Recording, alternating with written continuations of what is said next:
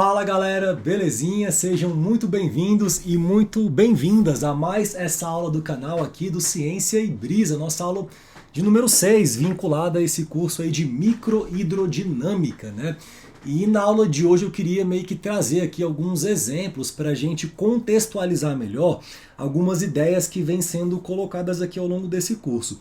Na última aula eu já comecei um pouco esse processo de dar alguns exemplos para a gente entender um pouco mais em profundidade o alcance, a extensão dessa representação integral de escoamentos de Stokes, de escoamentos em baixos Reynolds, porque existem muitas...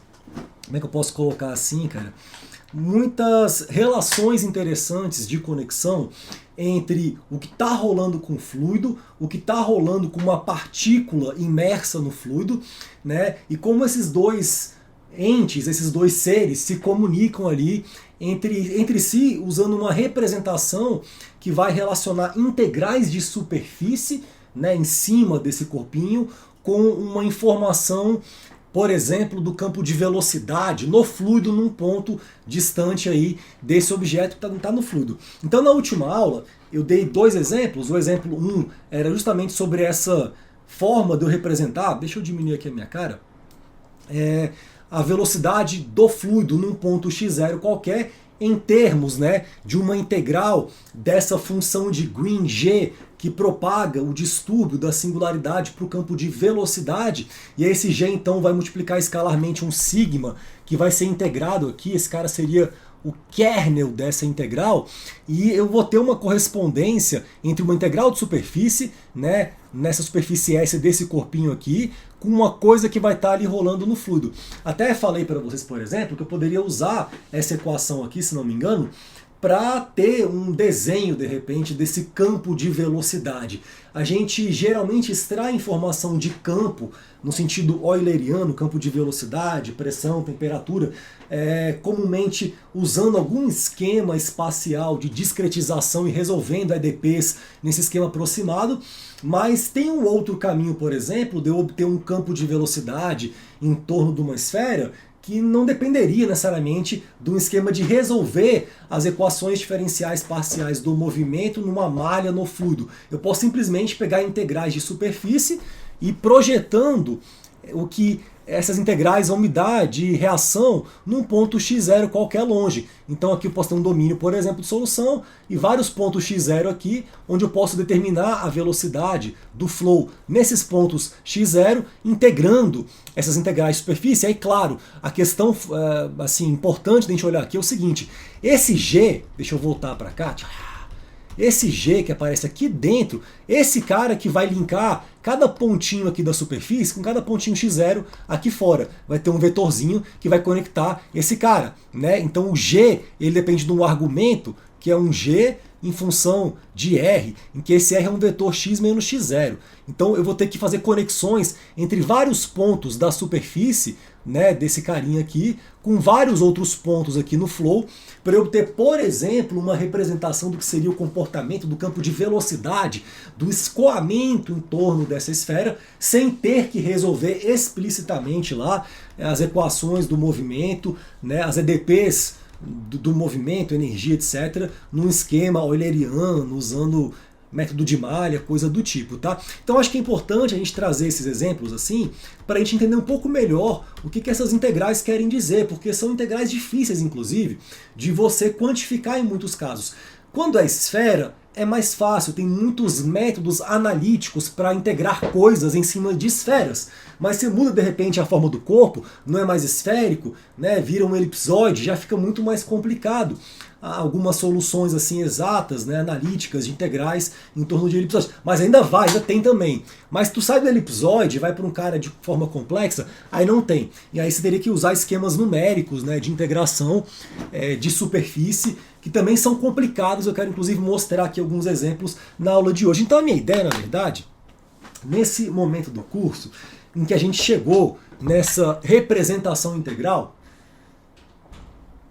usando, né, essa mistura da solução fundamental com o teorema da reciprocidade de Lorentz. Então a gente pegou o teorema recíproco, a solução fundamental, essa galera cruzou, teve um filho, que é a representação integral. E a gente está então navegando em exemplos dentro da representação integral para a gente poder tentar entender melhor como é que calcularia essas coisas e essas relações que aparecem aqui, né, entre forças, distribuição de tensão, campo de velocidade, em cima da partícula, dentro da partícula, fora da gota, lá longe. Como que a gente pode usar essa representação para inclusive fazer formulações sobre problemas mais específicos, tá? Então eu vou começar a aula de hoje aqui dando um exemplozinho de formulação também, que seria o esquema desse método que a gente chama de integral de contorno para partículas deformáveis, né? Em inglês é boundary integral, e é um esquema, na verdade,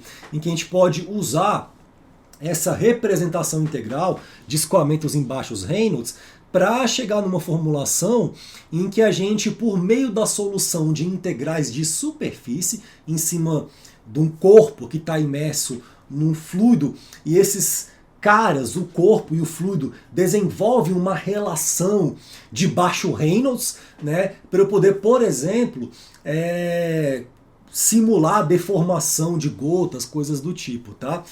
Não é bem assim a minha área de pesquisa.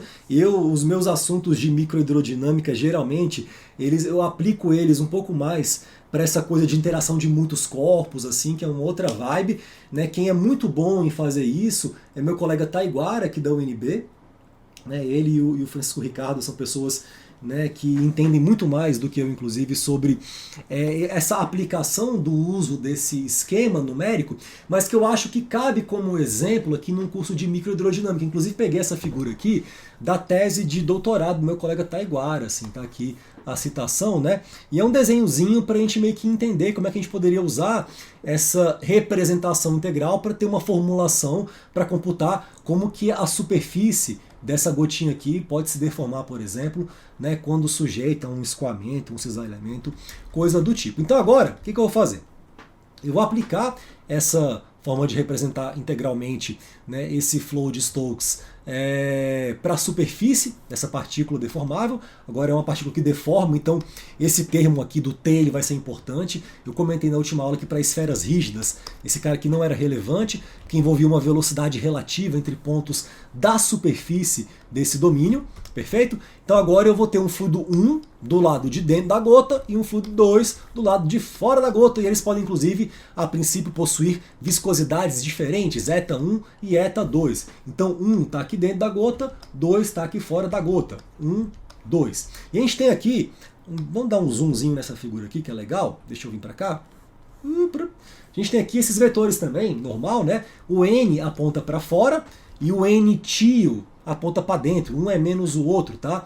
Aqui o N tio está na superfície, né? Então aqui aponta para fora, mas na gota aponta para dentro, beleza? Aqui eu tenho um S infinito, aqui eu tenho um volume infinito também, superfície S, um ponto x0 em cima da gota, e vamos então brincar com a aplicação dessa representação integral para esse probleminha aqui. Se eu pego a equação 1, a minha forma geral de usar essa representação, com essa monocamada potencial, essa dupla camada potencial, né, o Stokes latch, o stress latch e tal, aqui lembra que na interface, né, da gota, na superfície, aquela definição daquele delta de Dirac e tal, ele ia aparecer um meio aqui. Até vou voltar aqui para ficar recapitulável. Isso aqui apareceu bem aqui, ó. Cadê? Aqui, cadê? Tá por aqui, deixa eu ver. Aqui.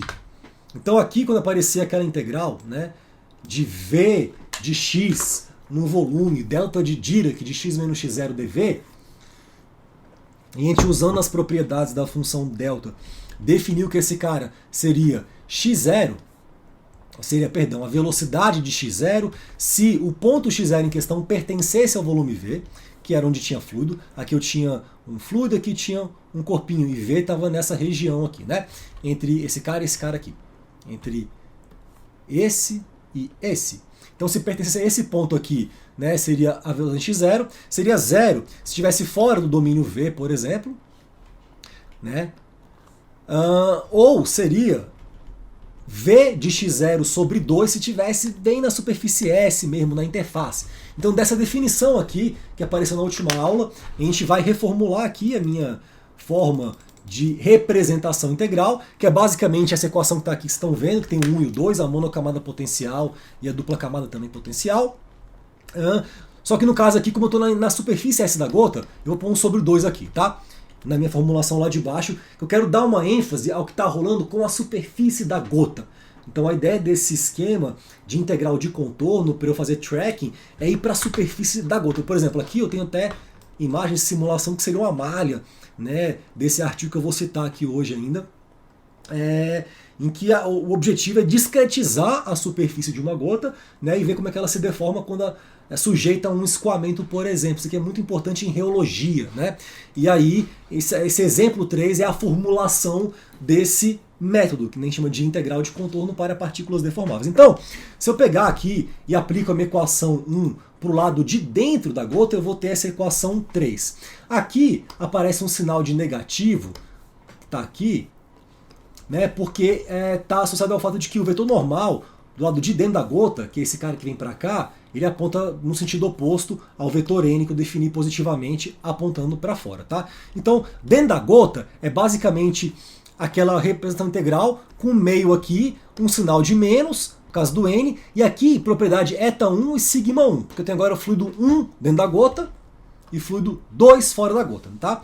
Aí eu posso pegar a equação 3, né, dividir pela viscosidade do fluido do lado de fora da gota, que seria um eta2, e multiplicar a equação por eta1. Então eu poderia multiplicar a equação 3 por eta1 sobre eta2, e aqui eu vou definir que eta2 sobre eta1 é igual a um tal de um lambda, que é uma razão de viscosidade, de tal sorte que eu estaria multiplicando então a equação 3 por lambda menos 1, seria basicamente esse passo aqui, quando eu divido pela viscosidade de fora e multiplico pela de dentro, beleza? E quando eu faço isso, eu vou chegar nisso daqui, dentro. E aí, fazendo a mesma coisa para o lado de fora da gota, aqui muda o sinal, não tem mais sinal de menos, porque dentro da gota o N é positivo, fora da gota, perdão. E aqui, o que vai também mudar é que aparece aqui uma propriedade 2 e aqui 2 também, porque as viscosidades são diferentes, tá? Então aqui eu pego duas equações que vêm dessa representação integral, né, avaliada na superfície da gota, eu vou pelo lado de dentro, vou pelo lado de fora, depois eu somo essas duas equações e rearranjo e chego numa equação muito bonita, que é o coração desse método, que vai relacionar a velocidade de um ponto qualquer sobre a superfície da gota, então aqui x0, estou na superfície da gota, com essa primeira integral, que tem a ver com uma diferença de tensões na superfície da gota. Então aqui eu tenho um salto de tensão na membrana, o que é uma coisa muito legal, porque dependendo do tipo de partícula deformável com qual eu esteja lidando, é uma gota de óleo em água, é uma gota de fluido magnético, que aí já muda as coisas, que fica muito louco. É uma hemácia que tem uma dupla camada lipídica lá, com uma elasticidade que é bem diferente do que seria uma gota. O que é essa superfície, né? Então esse salto de tensões na membrana, que aparece naturalmente nesse processo meio que algébrico, de eu usar a minha representação integral para dentro da gota, depois fora, e somo, aparece aqui uma diferença de tensões normais pelo sinal daquele N que era para dentro, né? Assim, e aqui era para fora. Então aparece justamente uma diferença de tensões. Eu falei normais, mas não necessariamente normais, né? Apesar de que aqui eu estou projetando, na verdade, né, na superfície, então seria normal. Na superfície dessa gota, que dependeria de uma equação constitutiva para a membrana. Então, por exemplo, né, com gota e tal, é muito comum a gente usar uma lei de Young-Laplace, que vai entrar aqui, né, nesse modelo constitutivo, que é ad hoc, que é proposto para eu avaliar essa diferença de tensão ali na superfície da gota, né, tensões normais. Tem essa lei, por exemplo, que depende da tensão interfacial entre os dois fluidos. Olha como as coisas vão fazendo sentido nesse modelo. A maneira pela qual a gota deforma tem que depender de uma tensão interfacial entre ela e esse fluido. Se a tensão interfacial é muito grande, ela fica muito rígida, ela não deforma. Se fica muito pequena, ela deforma. Então isso tem que entrar em algum lugar. Vai entrar no modelo constitutivo por um salto de tensões na membrana que aparece na minha integral do meu monopolo, né? Da minha integral da minha monocamada potencial de Stokes-Lett, em que tem essa função de Green G que ela vai conectando. Olha que beleza! Esse ponto x0, em que eu quero saber uma coisa, com os outros pontos x da superfície S da gota. Então eu tenho um problema que ele é numericamente acoplado. Veja que aqui também, por exemplo, na minha integral da dupla camada de potencial, de Stress-Lett, que aparece aquele T, eu tenho aqui a velocidade V na superfície da gota e a velocidade V dos demais pontos sobre essa superfície. Ou seja, é um problema acoplado numericamente. Cada ponto da superfície afeta esse ponto aqui, porque ela está conectada ali, existe uma coesão, né, geométrica que define que essa gota é uma gota. Então, essa formulação desse método de integral de contorno para você modelar deformação de superfícies, né, de gota, é uma coisa que tem que levar em conta tudo isso. Aparece aqui muito bem a tensão, né, interfacial pela lei de Young-Laplace, a curvatura local também ela é relevante nisso, porque, por exemplo, se eu pego essa folha, que é uma folha plana, e eu aplico uma força aqui maior do que a força aqui, ela vai deformar, né? Então o surgimento de uma curvatura, ele é consequência de uma diferença de tensão normal ali na membrana, então é natural que essa curvatura local, quanto maior a curvatura, maior a diferença de tensão normal para poder sustentar isso daí. Agora tem que ver se essa tensão interfacial vai dar conta. Se não der conta, a gota vai quebrar, por exemplo. Isso pode acontecer por algumas razões de viscosidade, né? Então, assim, tem uma reologia fantástica que você entende desse modelo. Aqui eu posso ter coisas fantásticas nesse modelo constitutivo, como, por exemplo, um gradiente superficial de tensão interfacial, né, que envolve esse operador grad-S, que é um gradiente que ele vai estar bem ali na superfíciezinha da gota, né? Ele vai varrer esse espaço aqui assim, desses vetores que são tangentes a esse plano da superfície. Então é um operador bem diferentão, o grad-S. E esse grad-S de sigma, ele entra como um acréscimo, né, a essa contribuição aqui na diferença de tensões normais. Então quando tem, por exemplo, variação de concentração de surfactante entre um ponto e outro do espaço, na superfície de uma gota, né, o que a gente chama de efeito Marangoni, isso tem que aparecer como uma contribuição a esse modelo constitutivo desse salto de tensão. E aqui eu teria também um efeito gravitacional líquido entre a diferença de densidade do que está dentro e do que está fora, por exemplo. Então seria um modelo constitutivo, uma proposta de equação constitutiva, né, para esse salto de tensões normais na membrana, que apareceria naquela primeira integral ali, né, dessa monocamada potencial de Stokes-Lett. E aí é um negócio lindo, né, porque é isso, a coisa é numericamente acoplada. Cada ponto x da superfície da gota afeta o que vai rolar com esse ponto x0 de referência, tá? Então repare que é x0 e aqui é x, né? E aqui aparece esse propagador de distúrbio que linka x0 com x pelo vetor R, né? Isso aqui é muito bacana, galera. E aqui eu tenho finalmente uma influência do que seria o escoamento lá no infinito sobre a gota, né? Então aqui é um modelinho, e você fala, tá, mas beleza, e aí? O que eu faço com isso? Você pega e resolve. Aqui é um artigo, né, que eu estou colocando como referência, inclusive da galera aqui do grupo e tal. Eu vou falar sobre os autores, porque todos são conhecidos meus. Mas aqui a galera está propondo nesse artigo, que é muito bacana, um esquema numérico para você fazer processos de relaxação de malha com ajuste automático de time step para poder fazer esse tipo de simulação acontecer, porque chega alguns momentos muito críticos, né, dependendo da intensidade do teu escoamento, que essa gota pode ficar muito alongada e você pode ter, assim, às vezes poucos elementos numa região de alta curvatura. Isso gera instabilidades numéricas. Então existe uma ideia que a galera usa muito aqui de você redistribuir esses pontos ali dinamicamente, conforme a simulação vai acontecendo, para concentrar mais elementos de discretização, né, em regiões que precisam mais, com mais curvatura. Então é um negócio muito complicado numericamente. Aqui é um artigo bastante numérico, que a galera propõe um esquema aí numérico de relaxação e tal, para esse tipo de simulação. É um trabalho muito bonito assim, né, do Ivan, do Rodrigo, do Taiguara e do Francisco Ricardo. Conheço todos assim, pessoas muito competentes, brilhantes, geniais assim, todos eles, né? E aí quis usar como referência porque é legal assim a gente poder citar, né, nossos colegas assim, quando os trabalhos que eles fazem, eles casam muito bem com os assuntos que a gente está aqui falando. E aí fica legal isso na matéria de pós, porque é um exemplo da aplicação de um conceito que eu trouxe na última aula, né? Essa representação integral dos Coleman-Stokes, mas já aplicado a um problema de simulação numérica, que a galera de fato usa essa formulação, para simular esse tipo de coisa. Veja que legal aqui que no começo a equação 1 é a nossa equação que a gente acabou de mostrar ali, só que ela está adimensionalizada. Tem aqui a função g, aquela integral lá da monocamada potencial, né? O tensor t, a minha dupla camada potencial de stress-elect, tem aqui a influência do flow infinito, né? Tem aqui o ponto x0, que eu quero saber, tem x menos x0, é a mesma coisa, só que aqui está escrito de um jeito um pouquinho diferente já, né? Já num contexto já dimensionalizado, mas veja que essa mesma equação que aparece aqui, e que aqui agora vocês meio que sabem de onde vem. Então você poderia ler um paper desse, por exemplo, que é um paper super denso, né?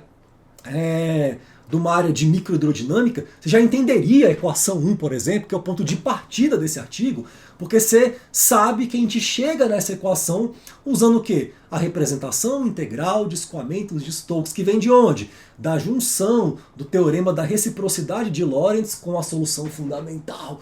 Olha que bonito, né? É uma coisa que seria difícil para você, até não tendo feito esse curso, né, conseguir ler esse artigo. Agora, com 6 aulas do curso, você pode já ler esse artigo. Então já é uma coisa que você ganha de brinde aí, né, quando a gente apresenta como exemplo essa formulação dessa representação integral para resolver problema de partículas deformáveis, né, no esquema de integral de contorno. Ufa! Dito isso, vamos para o próximo exemplo aqui também que eu queria abordar com vocês, que eu fiquei de chamar esse exemplo aqui na última aula, eu prometi, na última aula eu meio que enunciei mais ou menos o que seria esse probleminha, então até não vou gastar muito tempo enunciando de novo, né? Mas para basicamente pegar a solução dele, do campo de velocidade, do campo de pressão, e usar essa solução pronta para estimar a distribuição de tensão em torno da superfície da esfera. E aí passei um estudo dirigido para você integrar isso daí e tal, e chegar na lei de Stokes, para você já entender a relação entre a força hidrodinâmica que atua no corpo e essa distribuição de tensão em torno do fluido, que pode vir da solução das equações do movimento em torno do fluido, né? E aí vai ser bem legal que você vai daqui a pouquinho conseguir chegar em coisas meio que semelhantes, como por exemplo uma lei de Stokes, mas por um caminho bem diferentão, que vai usar a representação integral e não a solução exata do flow em torno da esfera, resolvendo, por exemplo, Navier-Stokes. Então eu quero trazer, na verdade, agora, nesse exemplo 4, a solução. Então, a solução do campo de velocidade e pressão em torno dessa esfera, usando separação de variáveis e resolvendo as equações de Navier-Stokes em coordenadas esféricas, só para a gente meio que ver o trabalho que dá e aonde que chega, e para a gente ver mais para frente que eu vou poder chegar em lugares tão assim relevantes por caminhos às vezes muito mais diretos, usando esse conhecimento novo que chega pra gente dessa representação integral, né? Porque é um lance muito novo isso. Se você para pra pensar, quando a gente pensa em mecânica dos fluidos, a gente está muito acostumado a ver as equações de Navier-Stokes e fica, né, elementos finitos, diferença finita, turbulência, modelo, tudo contínuo assim e tal. E aí chega a microhidrodinâmica e você vai para essa escala pequena em que você pode resolver analiticamente um campo de velocidade induzido por uma singularidade, né, que é um ponto de força nesse fluido infinito e tal. E aí isso te permite estender a ideia de que uma superfície de um corpinho, no fundo, é uma distribuição contínua de singularidades, né, sobre a superfície, e aí você usa o teorema da reciprocidade, tem essas integrais aí, e de repente você está num lance assim que você nem lembra mais das equações de Navier-Stokes, elas meio que vão desaparecendo no caminho. É claro que esse tensor G, a função de Green, o propagador do distúrbio da singularidade para velocidade, aquele I sobre R mais RR sobre R ao cubo e tal, 1 sobre 8π, eta e tal, aquele cara ali, ele é Navier-Stokes resolvido já. Porque quando eu resolvo a solução fundamental, eu parto da equação de Stokes mesmo, grade de P, Laplaciano de V, só que eu pego uma singularidade, né, um F delta de Dirac ali. Então aquela singularidade, ela vai balancear o Laplaciano, então ali eu resolvi Navier-Stokes. Né, faço transformada de Fourier para me livrar do Laplaciano e aparecer um menos K quadrado, aquela maluquice. Então quando eu resolvo aquela porra lá e volto, você nunca mais vai ver Navier-Stokes. Sumiu, velho. Mas tá ali no G, escondido, né? Mas aqui eu quero voltar para Navier-Stokes, né, para resolver de fato esse escoamento em torno da esfera, só para a gente ver o trabalho que dá e para a gente entender melhor assim, esses dois paradigmas, né, de você ter... Que aquele artigo que eu trouxe para esse curso algumas vezes fala muito sobre isso.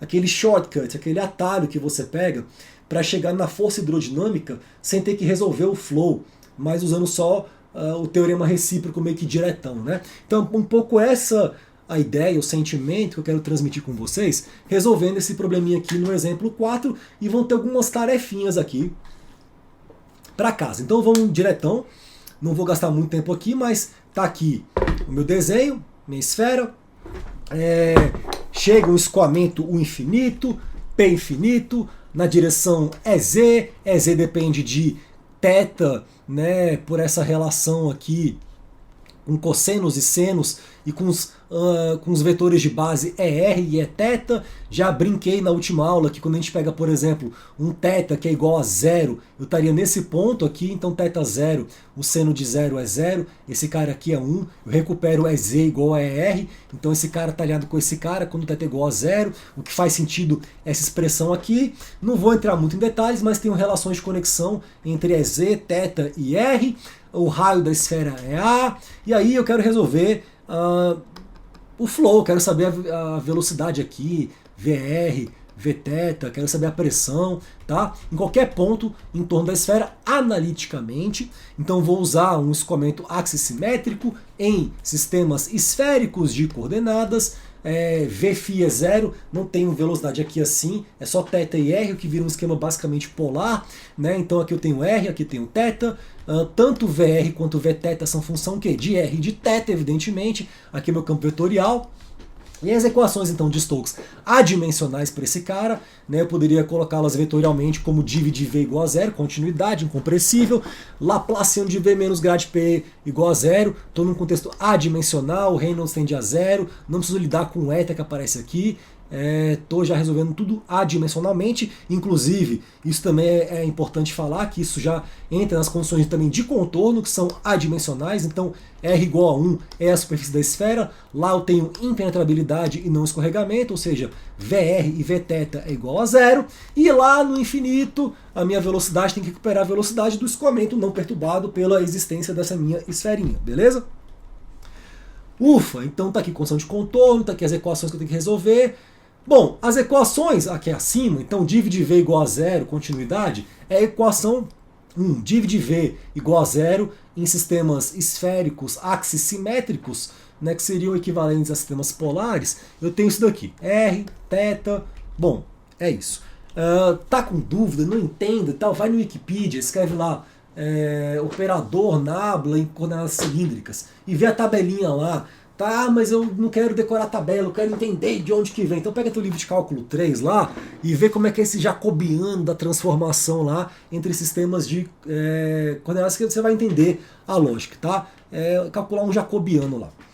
Pois bem, mas aí pega o livro do cálculo 3 para tu relembrar isso daí. Eu, para ser bem sincero, nunca calculo esse jacobiano. Se eu tô com alguma dúvida assim, quero montar, tem uma equação vetorial, eu quero resolver um probleminha que eu sei que eu vou ter que usar um outro sistema de coordenadas, eu pego e vou no Wikipedia da tabelinha e vejo as conversões dos operadores direto, porque eu sei de onde vem, não preciso ficar toda hora calculando isso daí.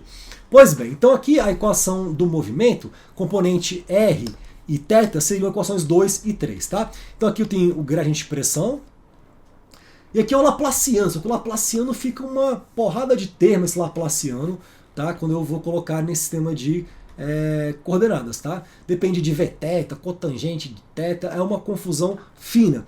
Então, o objetivo de uma solução analítica aqui é eu resolver a equação 1, 2 e 3, descobrir VR, Vθ e P que satisfaça essas condições de contorno, tá? Que inclusive as incógnitas. Então vamos ver como seria um procedimento para resolver isso. Tem como resolver também, inclusive, usando função corrente, mas eu não vou fazer desse jeito não, vou usar a separação de variáveis, tá? Então a solução via separação de variáveis, ela primeiro parte da premissa de você assumir que essa equação ela é separável, ou seja, de que eu posso representar ela em termos de uma multiplicação de duas funções que vão trazer cada uma consigo a dependência funcional geral dessa função que você quer resolver. Ou seja, eu quero saber VR, que depende de R e θ. Então eu vou assumir que eu possa quebrar isso, ou seja, separar numa função f de R e numa função k de θ. Não é toda equação que é separável, né? Você pega uma equação, por exemplo, não linear, isso já vai pro saco. Né? E também assim, dependendo da equação, a sua condição de contorno ela pode não te deixar fazer isso também. Tá? Mas vamos assumir que aqui no caso a minha equação é separável, de tal sorte que o meu VR ele pode ser dado em função de uma função, cadê? Opa, tô aqui. F de R, K de θ. Aqui já vou propor que a função K de θ é um cosseno de θ, porque a condição de contorno no infinito que eu tenho aqui é que o meu V tem que ser o infinito EZ. Agora, EZ, eu já vi aqui, ó, que na direção R é um cosseno de θ, e na direção θ é um seno. Então, como aparece EZ no infinito, eu vou propor que para a componente R, a minha função K de θ é um cosseno, e para a componente θ é um seno. Só por isso. Estou propondo uma função já pronta, amigável, que já inspirada na minha condição de contorno lá no infinito, para recuperar isso que eu tenho que recuperar. Né? Que VR tem que ser esse cara aqui, né? O infinito cosseno θ, e Vθ menos o infinito seno θ no infinito. Então essas funções são funções muito convenientes. Tá? Aqui eu pus uma observação seguinte. Note que, estou bem aqui, ó. A gente não propôs nenhum tipo de ideia de separação para o campo de pressão. Estamos propondo uma separação para o campo de velocidade. O que a gente vai ver, na verdade, é qual seria a melhor maneira de separar funcionalmente essa grandeza, né, a pressão, usando a própria equação do movimento na direção R. Então eu vou fazer aqui uma substituição inteligente em que eu vou chegar numa proposta de cara separável para a pressão, usando a consequência dessa proposta para a velocidade e as próprias equações do movimento. Tá? Então aqui, o que eu vou ter em 5, né, é essa proposta aqui, essa caixinha, da cara de VR e Vθ. E aí, agora é conta. O que eu vou fazer? Vou pegar essa proposta aqui, 5, e vou jogar em 2. Então é pegar no lugar de VR e colocar F cosseno θ, no lugar de Vθ, G seno θ, em quem? Em 2. Quem que é 2? 2 é essa equação grandona aqui, ó, movimento na direção R. Então o primeiro passo é tacar aqui onde tem VR, aquela proposta F cosseno, aqui também, onde tem Vθ, por outra função também, e ver se eu vou chegar em equações diferenciais ordinárias para essas funções que vão entrar como funções que vão compor as funções de mais de uma variável que eu quero obter a solução a partir das EDPs. Tem um lance aqui na separação de variáveis de transformar EDPs em EDOs. Muitas vezes você vai pegar EDOs de ordem mais alta, né, mas pelo menos são EDOs. Então aqui eu estou com uma EDP de segunda ordem, tem um Laplaciano. Vocês vão ver que as EDOs para F e G vai subir a ordem, tá? Mas pelo menos são EDOs. Então aqui eu vou pegar isso daí. Eu não vou dar muito detalhe, galera, assim, do passo a passo, algébrico, não. Eu quero trazer mais assim a ideia assim do que eu estou fazendo, até porque é um curso de pós-graduação, você pode também pausar aqui, né? Não ficar lendo termo a termo, é muito usar a regra da cadeia, tá? Então, o detalhe algébrico, eu quero que vocês meio que dêem uma cheque em casa aqui, já coloquei aqui a continha e tal. Então, pegando essa proposta aqui, colocando na equação 2, vai aparecer aqui, né, um f cosseno θ no lugar de VR, ó, aqui é VR, aqui é VR, aqui g seno θ é vθ, né? Então vão aparecer essas funções, algumas coisas meio que se cancelam, como esse carinha aqui do seno, e aí, depois que você fizer a tua operação, você vai ver o seguinte, que aqui vai ter, por exemplo, um DDR de f. Então aqui aparece um f duas linhas. Eu vou começar a usar linha, né, para derivada primeira, duas linhas, derivada segunda, né? Mas é importante você observar que essas derivadas parciais, quando vira f', vira uma derivada não parcial, porque agora f é função só de r. Então a ideia é essa, né? Quando eu tiver derivadas parciais com relação a r desse cara aqui, vai virar um f', por exemplo, tá bom? Então é isso. Então, fazendo o procedimento, você chega numa equação que é interessante, que vai dar assim, dpdr igual a 1 sobre r quadrado, vezes uma função grande aqui, que tem vários cosseno, cosseno, cosseno, cosseno, cosseno, cosseno. Então eu posso pôr o cosseno em evidência, né? Aqui pus ele em evidência, e aí ficou uma função só de r aqui, ó. 2f' sobre r, f duas linhas, f menos g. Como f e g são funções só de r, essa composição de derivadas que somam de funções de r, f e g, é uma função de r, h. Então aqui eu chego numa equação interessante, que é a equação 6, que me fala que dpdr vai ser uma função de r cosseno θ. E aí eu posso então propor aqui uma forma de separação, né? Se eu integro isso aqui com relação a r, eu vou ter que o meu campo P de r e θ vai ser uma constante de integração P0, mais uma função P estilizado de R cosseno θ. Então essa é a forma mais lógica de separar P, né, que vem da própria equação do movimento, assim, na direção R, quando eu coloco nela as propostas de separação do campo de velocidade, das componentes VR e Vθ, tá? Então a minha ideia aqui com essa solução é mostrar a cara da coisa, como que faz a coisa, os pontos principais, e aí os detalhes, somou, cortou, né, que é um sobre seno, aí vira, né, enfim, aquelas funções trigonométricas, como é que é mesmo, velho? Cotangente, aquelas confusão. Aí você vai lá, cossecante, secante, aquelas porra, aí tu vai lá e checa, verifica isso direitinho.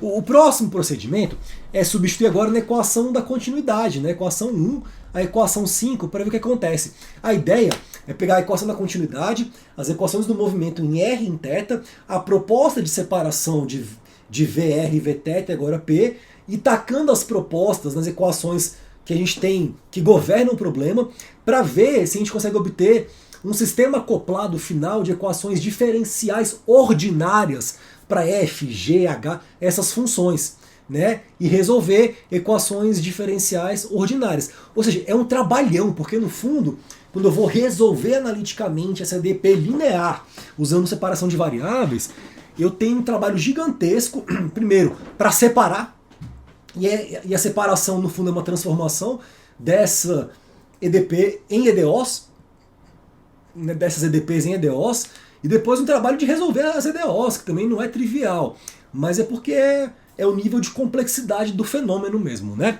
Então, e aí é legal, porque você vai falando, caralho, velho, então essas representações integrais, elas economizam um grande trabalho, saca? E dão grandes respostas sobre grandes questões, e aí você, né, consegue valorizar mais, apreciar mais a beleza dessa arte fina, dessa microhidrodinâmica. Então agora o que eu faço? Pego 5, taco em 1, né? 1 é a equação da continuidade. Quando eu faço isso, eu vou aqui desenvolvendo. O que eu fiz aqui, pelo amor de Deus? Calma aí, que eu fiz uma coisa confusa. Não, meu pai. Aqui eu tô fazendo...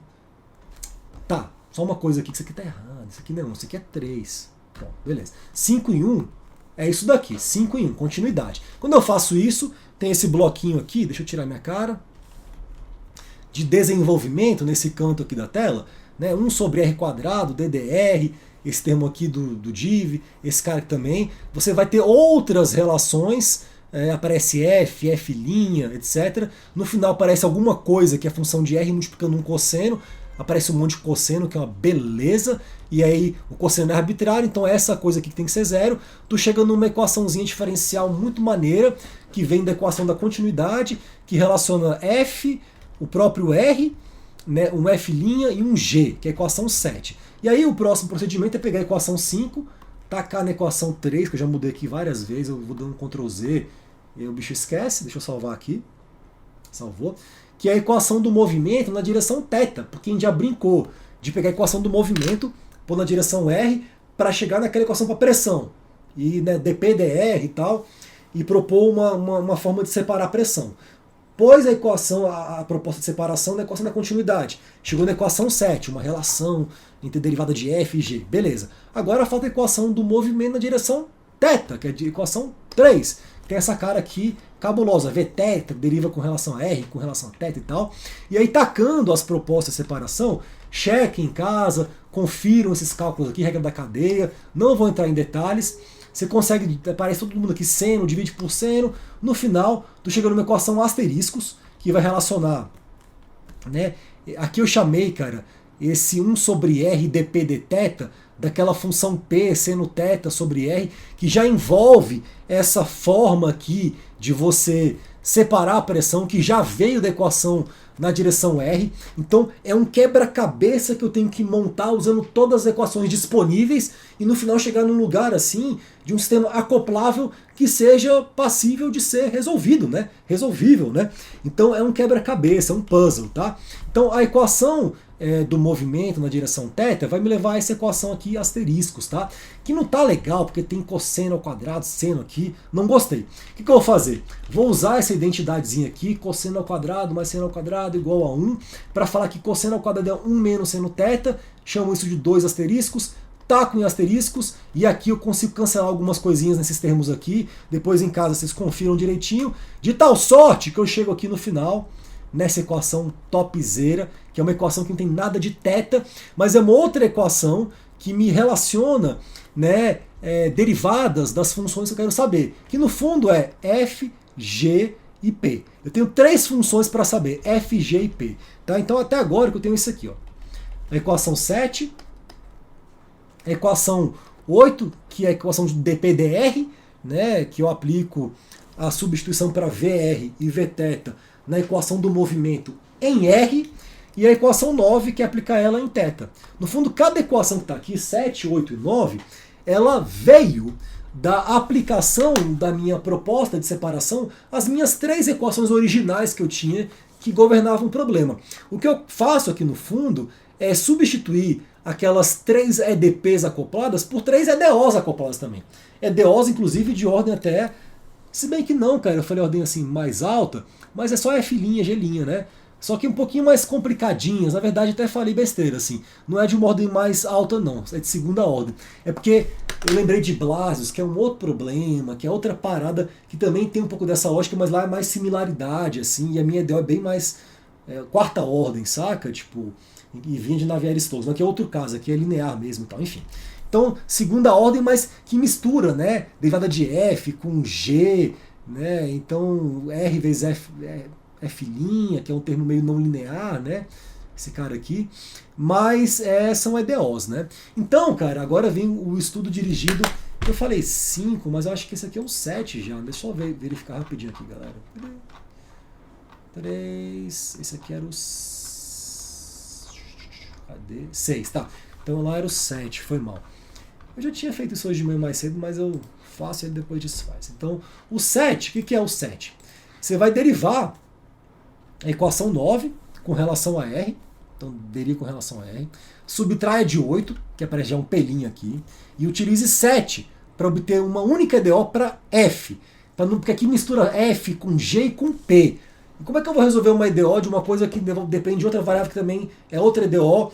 Então, isso aqui já é o ED. É para tu fazer umas continhas aí. Deriva 9 com relação a R, subtraia de 8 e use 7 para obter uma única EDO para F. E aí fica, aí sim, aí beleza, agora tá mais claro.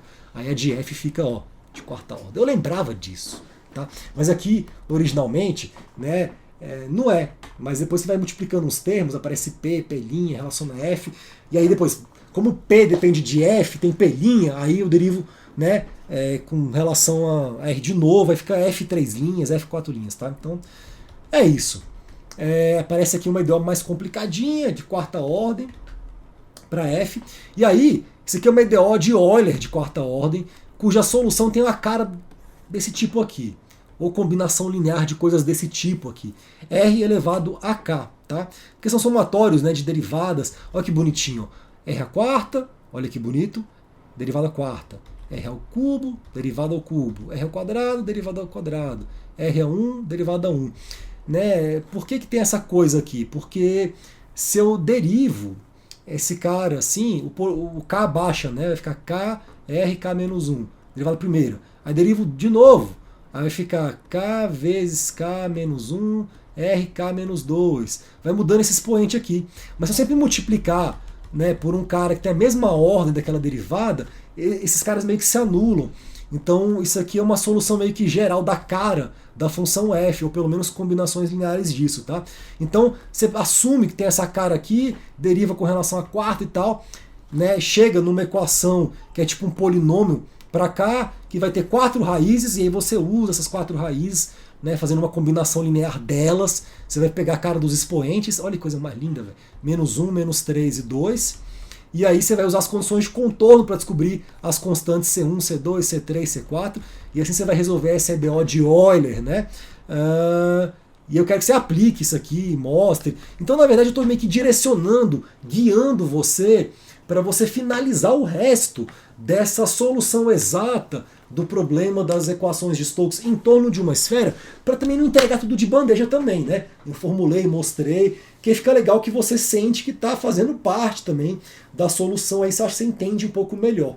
Então aplique as condições de contorno e mostre que esses coeficientes têm essa cara, e aí você vai ter então a função f, que vai ser isso daqui, olha que coisa mais linda do mundo, e aí com a solução de f usando o 7 que vem da continuidade, tu chega na função g, e usando o 9 você chega na função p, e finalmente você tem então essa belezura, a cara de f, g e p, que é a solução de VR, Vθ e P, do campo de pressão e velocidade do escoamento em torno de uma esfera. E agora, finalmente, cara, o grande finale, né, o crème de la crème desse estudo dirigido, né, é você, após chegar nessa solução, plotar de maneira criativa os campos de velocidade e pressão desse escoamento. Eu quero uma figurinha colorida, velho. VR, Vθ, P, linha de corrente. Aí usa, sei lá, MATLAB, Python, o que você quiser, Tecplot, GnuPlot, Paraview, qualquer coisa, eu quero ver esse campo. Tô te dando a solução, só plota isso. Né, como é que você faria? Vai fazer uma malha, e aí você vai pegar o valor em cada ponto já, em vez de resolver a equação, colocar o valor ali em cima, e usar algum programa que lê essa malha para representar visualmente? Não sei, velho. Mas tente plotar de maneira criativa esses campos de velocidade e pressão desse escoamento. Vai usar talvez uma biblioteca pronta do Python, que deve ter um monte para fazer isso, deve ser a coisa mais simples do mundo. Né? Tem vários caminhos, você faz como você quiser, mas só para você meio que ver a cara desse campo de velocidade, pressão, né? Sentir assim a cara da coisa. Galera, acho que é isso, né? Acho que deu para fazer muita coisa na aula de hoje. E aí eu não vou dar spoiler do que seria a aula que vem, não. Eu vou encerrar essa aula deixando vocês curiosos para ver para onde o curso vai se encaminhar. Então eu agradeço a atenção, a paciência, o saco de me ouvirem falar durante aqui 48 minutos, até que foi mais rápido do que eu imaginava, maravilha. E aí dei muito trabalho para casa também, né? Então treinem em casa esses EDs, porque isso vai fixando melhor o conteúdo, e a gente se vê na próxima aula do canal aqui do Ciência e Brisa. Falou, galera, é nóis!